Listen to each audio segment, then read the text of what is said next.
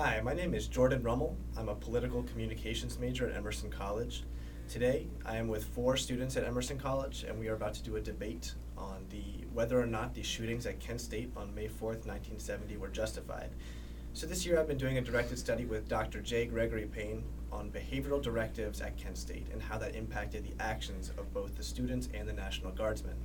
It's a lot of work that culminated in a speech at a conference, the IABD in Atlanta this year, and that is what I've been doing with Dr. Payne. So now, without any further ado, let's get to introductions of our 4 debaters and get to the debate itself. Hi, I'm Maggie Morlath. I'm a freshman political communication major. Frank Nolan, freshman political communication major. I'm Jake Atias. I'm a junior screenwriting major. Hi, I'm Matthew Mariano. I'm a sophomore political communications major.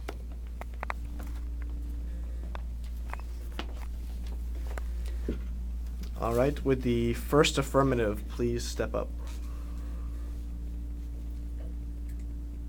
So, my name is Jake Atias, once again, and as you know, the victimized students that were shot at Kent State, it was an incredibly tragic day that we still remember, but even so, we can also say that the Guardsmen were justified in their actions for a couple of reasons. Ohio Revised Code section 2923.5 states that any law enforcement officer or member of the militia is guiltless for killing, maiming, or injuring a rioter as a consequence of the use of such force as is necessary and proper to suppress the riot or disperse and apprehend the rioters, which essentially translates into saying that the Guardsmen, if they were actually stopping a riot, were completely justified in their actions with shooting. So what constitutes as a riot? Well, a riot is when 2 or more people get together and violently oppose government action.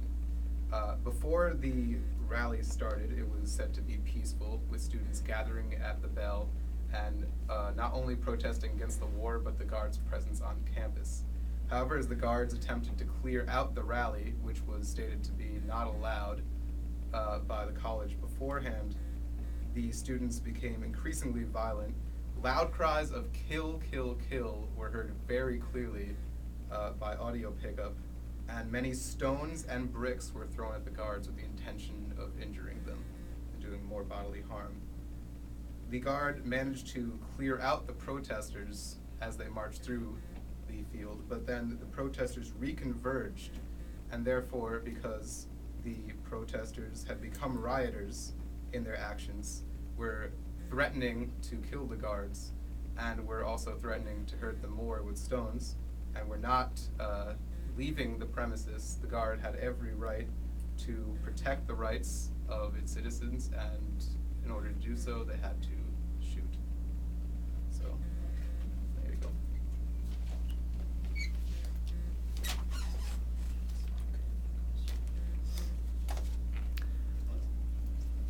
Next, we will have the cross-examination.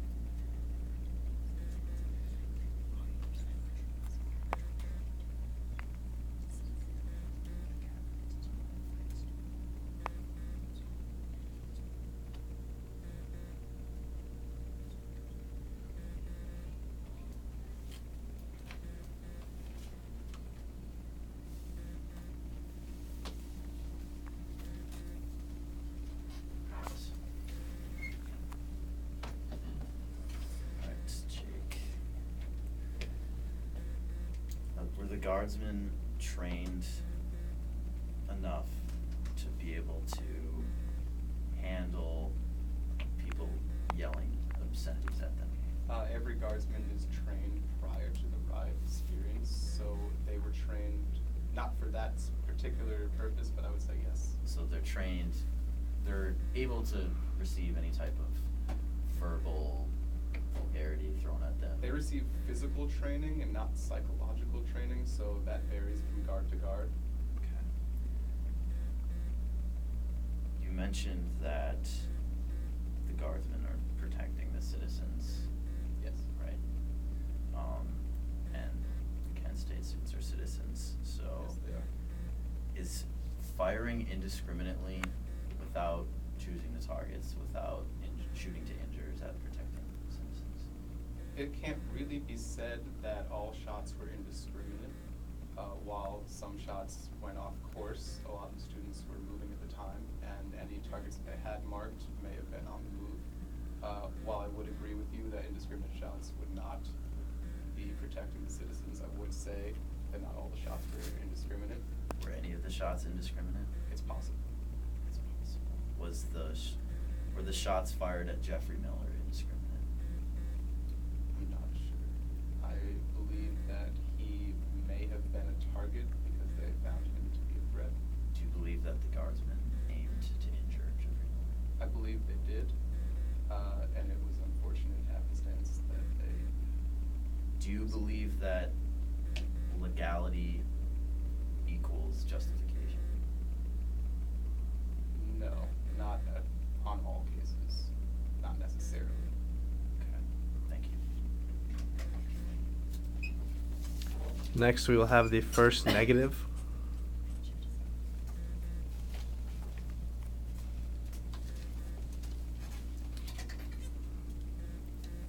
First of all, my partner and I would like to thank you for being here and extend our condolences to anyone who's been affected by the tragic events that occurred at the Boston Marathon a few Mondays ago, April 15th, 2013. But we must again turn our attention to the tragic events that occurred at Kent State University on Monday, May 4th, 1970. The shootings of the National Guard that day were undoubtedly unjustified. Justification is a maintaining or showing sufficient reason in court why the defendant did what he is called upon to answer, particularly in an action of libel. That's the definition of Black's Law. So far, our opponents have not presented sufficient reasoning for their argument. My partner and I believe that the shootings could have been avoided and are a result of poor leadership and unprofessional actions on the part of not only the National Guard, but the state government and even federal government. We would like to make it clear that we do not think the specific members of the National Guard can be at fault. The Guardsmen were acting in accordance with their training, and they were told to do what they were doing by their leadership. The blame should fall more on the leadership of the Guard, the ones who quite literally called the shots. Some Guardsmen, including General Canterbury and Major Jones, claim that the Guard ran out of tear gas, but both the captain and Lieutenant Stevenson of Troop G were aware that a limited supply of tear gas remained, and it had been ordered that one canister be loaded for the use at the crest of Blanket Hill. This all is according to the FBI report. The fact that they did not continue to use the tear gas was a poor decision. Another poor decision that was made was leading the group around in a big circle. The Guards started up on the hill and they walked down to the practice football field. They led the group around them, and then they continued back up to the place where they had been before, consequently taking the entire group in a big wild goose chase almost, in a big circle. So the argument, if it's used, that they had been surrounded is just, it's not conclusive. We believe that the actions and also rhetoric made by the governor of Ohio and the President of the United States previous to the events set a tone in the U.S. and in Ohio that consequently created an air of panic and confusion.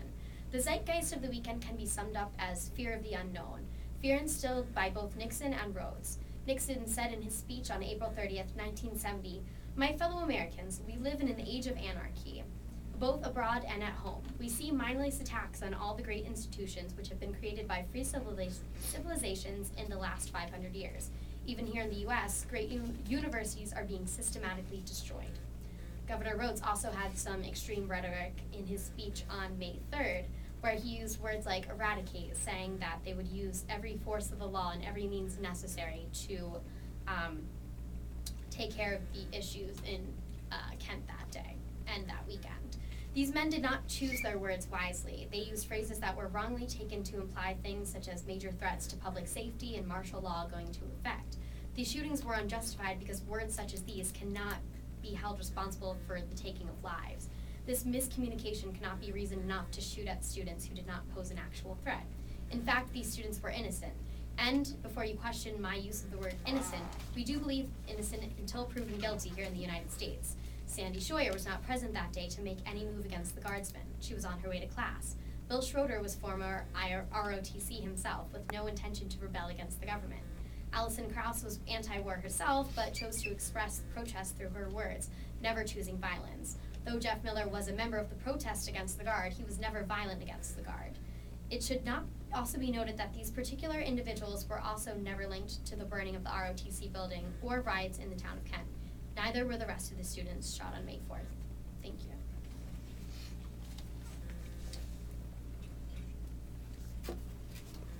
Next, we will have another cross-examination.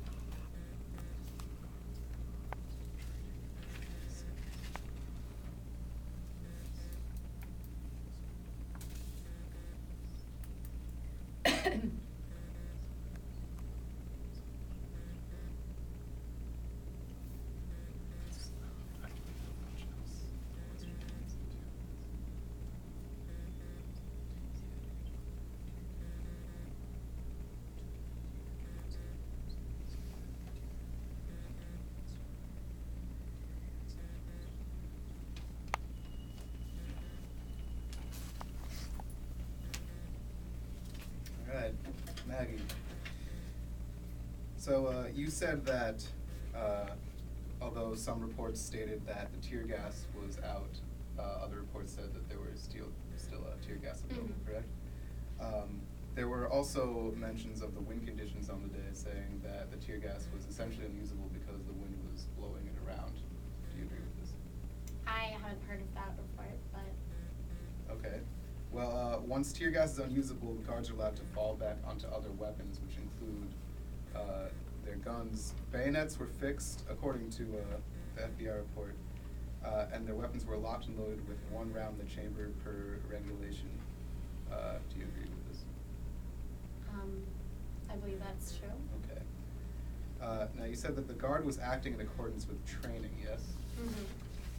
Part of the training of the guard states that indiscriminate of firing weapons is forbidden, but shots at confirmed targets are employed. Potential targets are any instances where human life is endangered by the forcible, violent actions of a rioter, or when rioters to whom the riot act have been read cannot be dispersed by any other reasonable means than shooting is justified.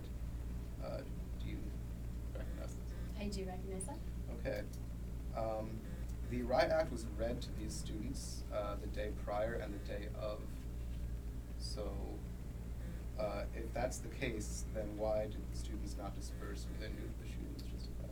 Well, I don't know if all students were read the riot act. I'm not sure that they all were communicated that idea clearly. So I'm just saying that the riot act was read to some students doesn't mean that all students were aware of the riot act. All right, thank you.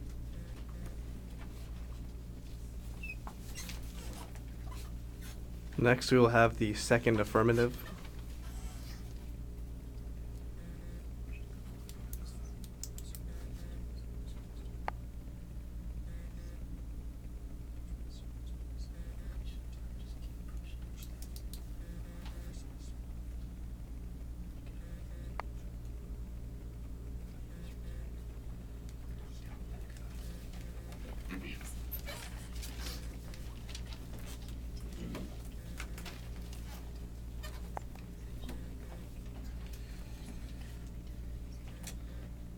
All right, so as my colleague has previously stated, we believe that the shootings that occurred at Kent State University on May 4th, 1970 are justified under the laws outlined in the Ohio Guard Procedures, their handbook, and the laws of Ohio State.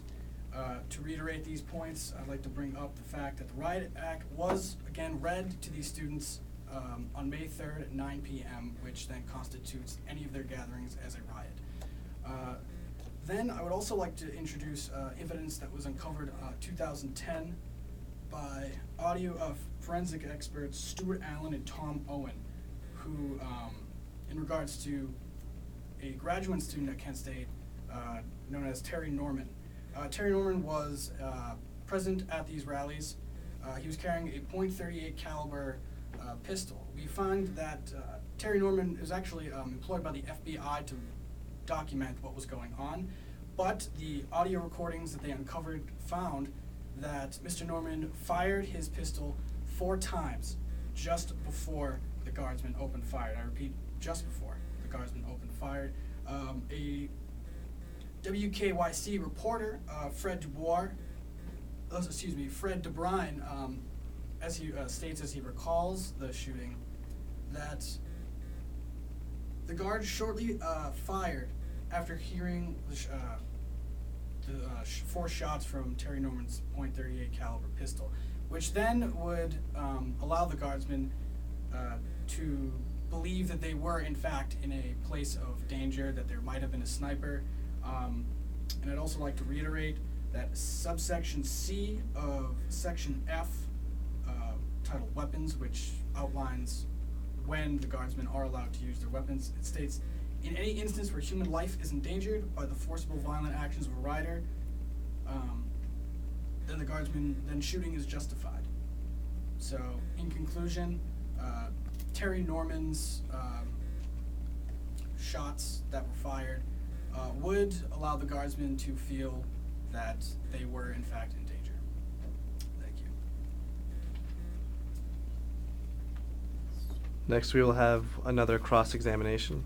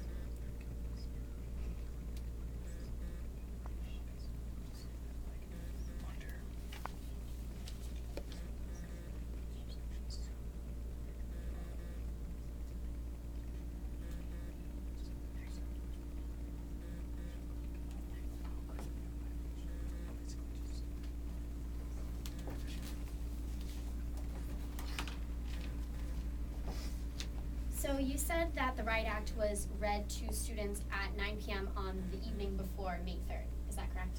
On May 30th. On May 3rd. So can you honestly and confidently say that all of the students that were present at the riot on May 4th were also there the night before on May 3rd? I can say for sure that at least the vanguard of this protest were the leaders, and I'm sure word would spread around campus that the Riot Act was read and that they were being treated as rioters. But you can't say black and white that the students who were all present there on May 4th were there the night before. No, I can't, but I also, no. So, Terry Norman, is there knowledge that he was employed by the FBI at the time when he was there at Kent State? Yes. Did anyone see Terry Norman? Did any of the guardsmen see Terry Norman? No, but more importantly, they heard his gun go off, which was my point. Some of the guardsmen do not attest to hearing any shots beforehand, but even if they had believed that they had heard a sniper, would the guardsmen not have fired up at a location where a sniper would have been located, perhaps inside of a building or at a higher location rather than shooting into the crowd? Right, but, well, indiscriminate fire would probably mean they were probably trying to suppress him and just sort of basically draw him out, maybe. So they shot into the large crowd of people who they don't know if they had weapons or not. Well, they had reason to believe there was weapons because 4 shots were fired. Because you also said that it is, excuse me, the job of the guardsmen to protect the lives of the innocent, protect the lives of the citizens, and they are allowed to shoot if they think their lives are in danger. So they're shooting into a crowd of citizens. Well, it's That's time.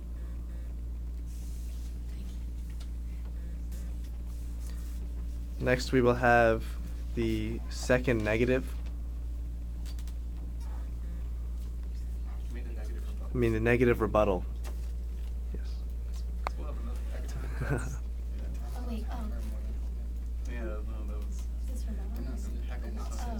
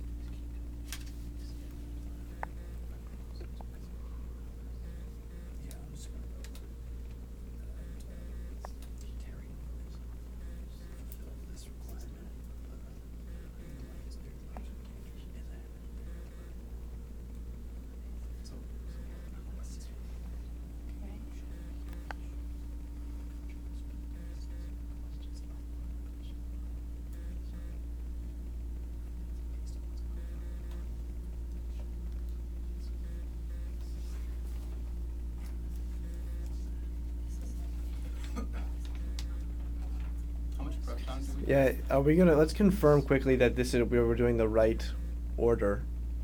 Are we sure we've done both? I wanna make sure we've done first, both of your first affirmative and first negative, second affirmative, second negative. I think you guys You have. have one more. I think there's one more And then negative. one of us cross-exed, yeah, there's one more cross-exed. Oh, yeah.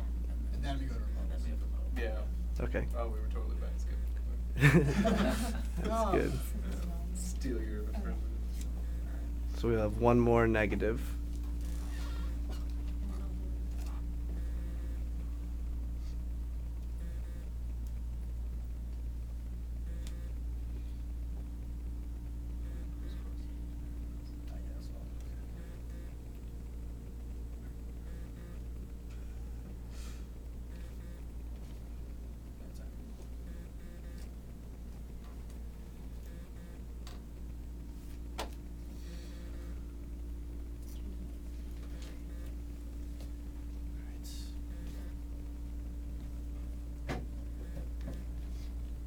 So my opponents keep pointing out and citing the Ohio Revised Code and the guard training manual and such, but I would just like to elaborate on the fact that my partner and I don't believe that legality and a set in stone rule or law implies justification. We believe that this country was founded on the idea of questioning authority and questioning the law, and that we should always be striving to form a more perfect union. Therefore, every single law ever made isn't justified, as is evident in the Civil War with slavery. Slavery wasn't justified, but it was legal at the time. So I wouldn't say that that was justified. As my partner said earlier, we believe that the hierarchy is more at fault than the actual guards. We do believe the guards were just doing their jobs, but we believe that they were told the wrong things to do, and the law is the wrong thing to do in this situation. And the Riot Act, he admitted that the Riot Act perhaps was not read to all the students, therefore there wasn't a tangible form of communication between the students and the guardsmen. Therefore, the guardsmen didn't have sufficient enough reason to take this sort of action against the students. And my opponent also admitted that indiscriminate shots were fired into the crowd to try and suppress the supposed sniper. So he admits that the shots were not aimed at anyone in particular, but were shot in panic and were not justified. And as my opponent said earlier, or my other opponent said earlier, that other shots were also fired indiscriminately, and that they shot to kill Jeffrey Miller, as is said in all the evidence. And so it's very clear from all of this that while the guardsmen were just doing their jobs, they're not trained, or they're not adequately prepared to have to deal with anything like this. Given the law, given everything, there isn't enough reason to resort to killing a group of rioters, and the law should be changed, and we believe that legality does not imply justification.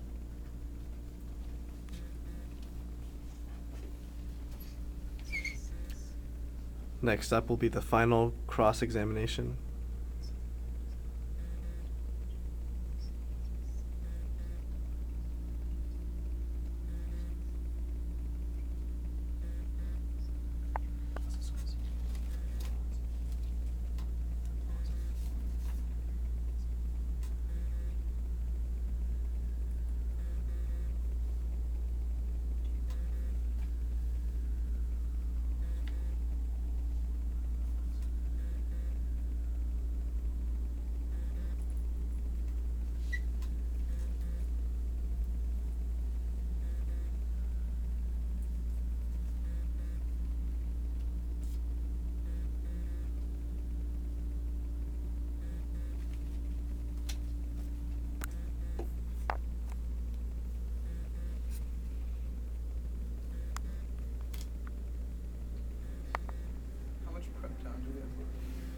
You each have about a minute and a half's worth.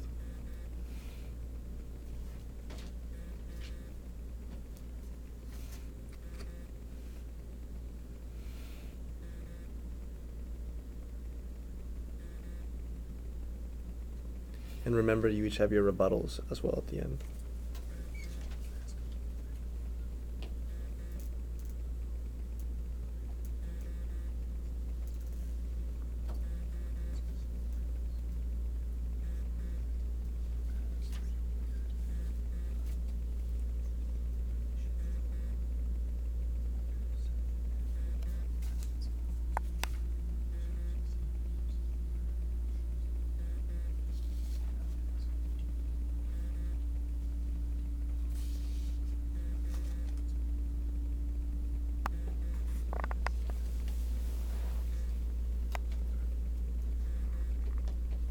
That's good.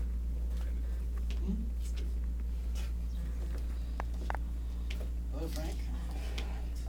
Are you or are you not aware that laws are formed by policymakers who are elected by a majority of citizens for that specific purpose? I'm aware. Do you believe that this country was founded on the principle of the rule of law? Yes. Are you aware that the specific subsection that outlines the justification for the shooting of these students actually uses the word justified? Yes, I am aware. Okay, thank you. Now we have the negative rebuttal followed by the affirmative rebuttal. Each of these will be 3 minutes long.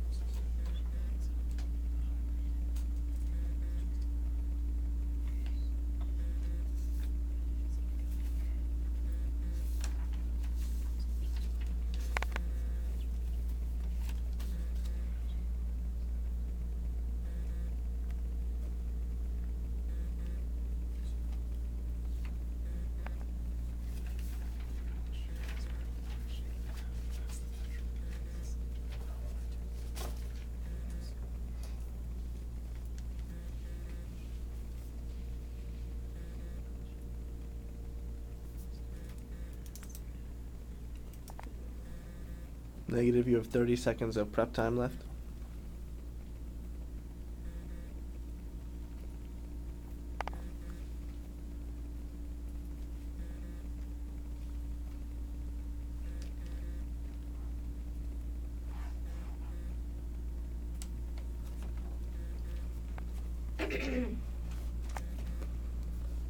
So in closing, I'd just like to return to the points that my opponent has made. They have brought up the presence of Terry Norman, who was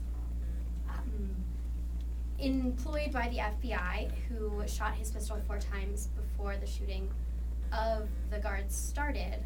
But then the guard continued to indiscriminately fire into the crowd, so we still do not believe it is justified because he is firing indiscriminately with no actual target. Sorry, the guard is.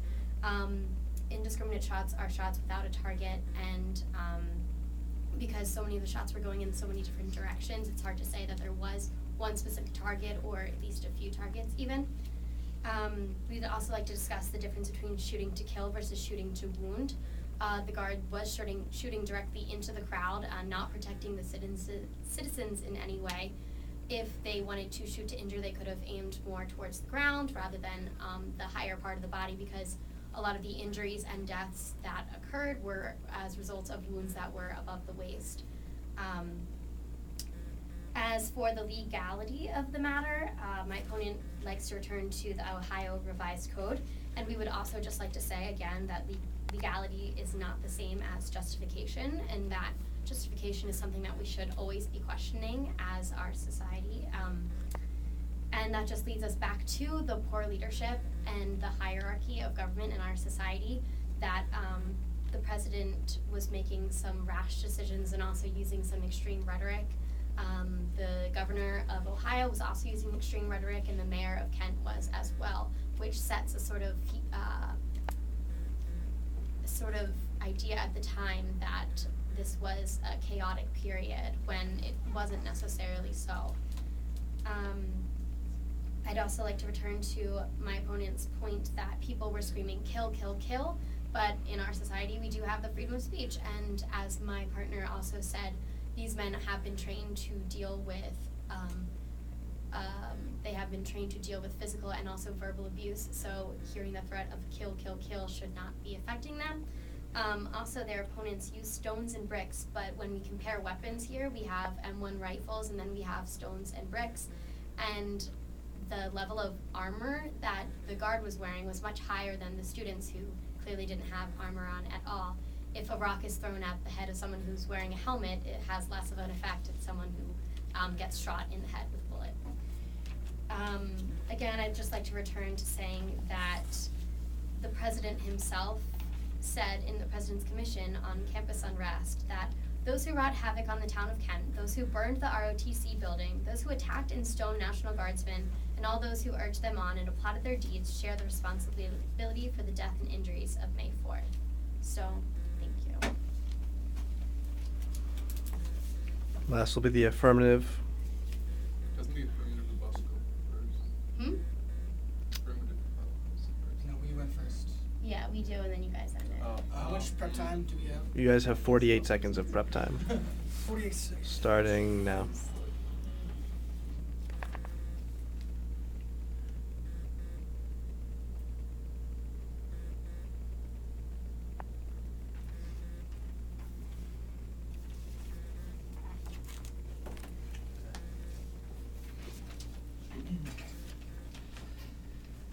This country was founded by laws and is held together by the rule of law. Laws that I will remind you are formed by elected officials who were chosen by a majority of American citizens.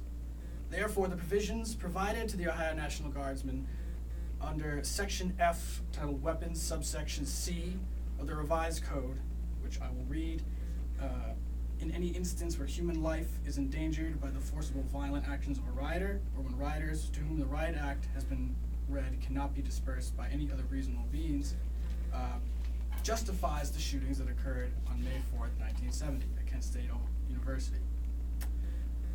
Terry Norman clearly provides the Guardsmen with a dangerous situation that endangers their lives and leads them to believe that they are in the presence of a hostile rioting crowd. The fact that the Riot Act was read on May 3rd at 9 p.m. Is also a reason why these shootings are justified, because it then declares them as rioters and allows them to act accordingly. So if they felt that they needed to shoot, then that's what they ultimately concluded. It's their choice and it's up to their discretion, and that is what the law provides. Thank you.